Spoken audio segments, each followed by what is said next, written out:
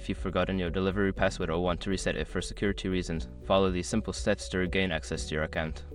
Step 1. Open the Deliveroo app or website. Launch the Deliveroo app on your mobile device or visit the Deliveroo website on your computer. Step 2. Go to the login page. On the app or website, navigate to the login page where you usually enter your email and password. Step 3. Click on Forgot Password. Look for the Forgot Password link and click on it. This will direct you to the password reset process. Step 4. Enter your email address. Provide the email address associated with your Deliveroo account. Make sure it is entered correctly to receive the reset instructions. Step 5. Follow the email instructions. Check your email for a password reset link from Deliveroo.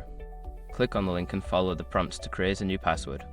Once you've completed these steps, you should be able to log into your Deliveroo account with your new password. If you encounter any issues, consider reaching out to Deliveroo's customer support for further assistance.